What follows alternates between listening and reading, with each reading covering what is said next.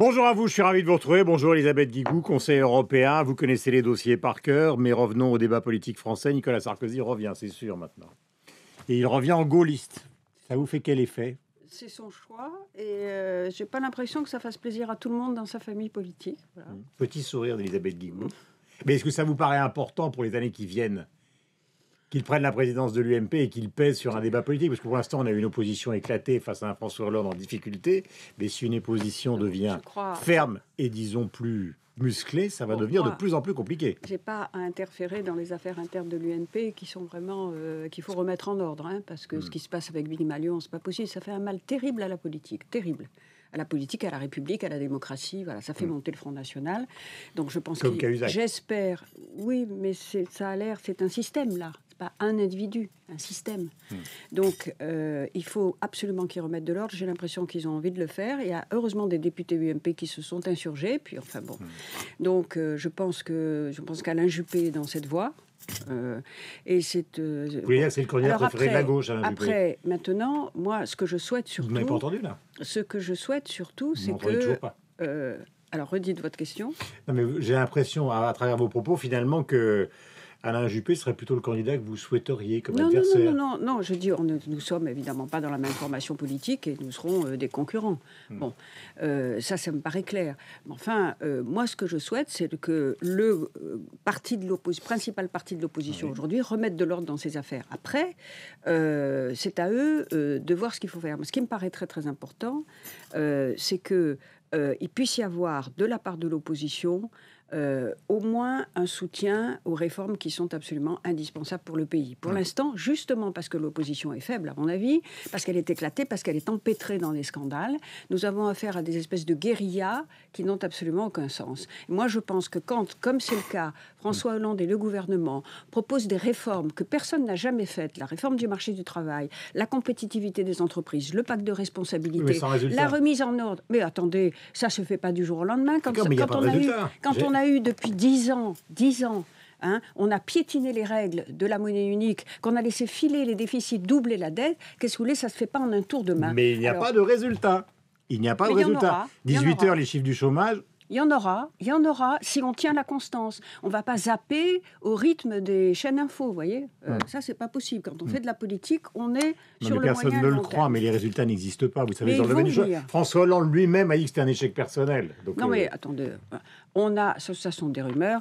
Moi, je pense... C'est lui qui l'a dit, il l'a dit. Je pense, écoutez, tous mes contacts européens, tout ce que nous disent les économistes, disent nous sommes dans... Il faut tenir ce cap. C'est difficile, ça impose aux Français de toutes les catégories des efforts. Nous les adoucissons pour les catégories modestes et moyennes. Nous avons allégé l'impôt sur le revenu pour près de 4 millions de personnes, dont des jeunes couples. Nous avons préservé les petites retraites, préservé les allocations pour les personnes, par exemple les handicapés ou les personnes en situation d'invalidité, ce qui est bien normal.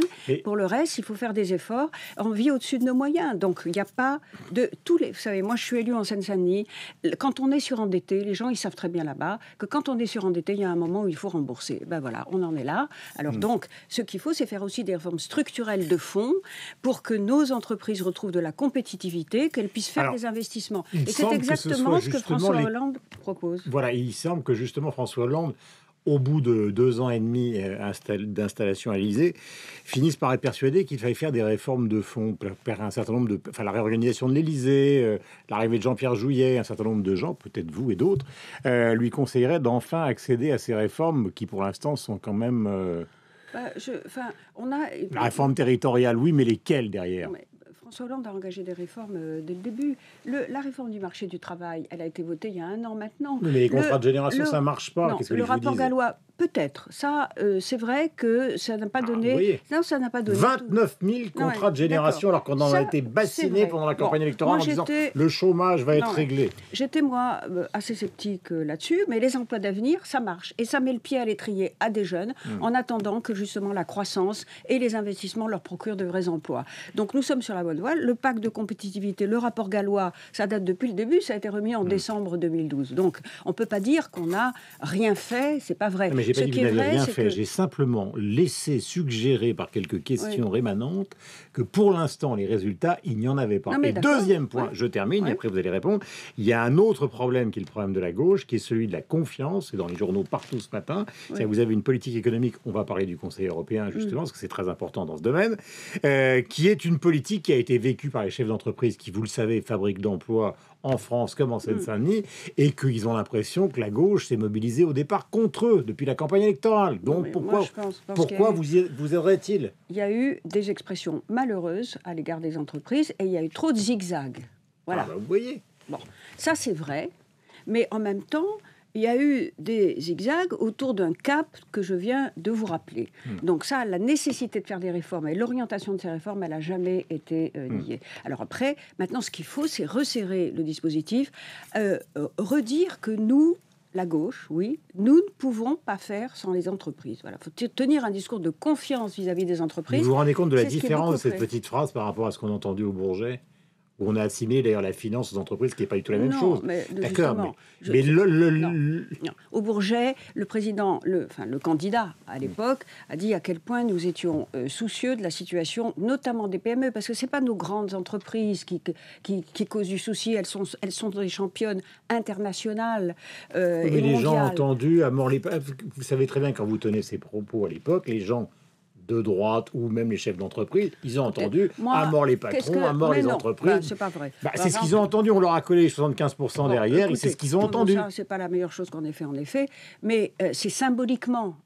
Le problème, c'est que vous avez eu, c'est vrai, et c'était le rôle du candidat de la gauche de le dire, il y a eu de telles dérives de la finance folle, qui nous a menés dans le mur où nous sommes, qui a mis, qui a mis au chômage le quart des jeunes Européens, la moitié des jeunes Grecs, la moitié des jeunes Espagnols, qu'il fallait quand même dire qu'il y avait certaines responsabilités d'une partie du monde de la finance, en réalité de tout le monde de la finance, qui a fermé les yeux sur ces dérives, sur ces convoitises, sur ces toujours plus d'argent, sur le fait, on commence à y revenir maintenant, qu'on a toléré de l'évasion fiscale, comme on dit pudiquement, de la fraude fiscale même.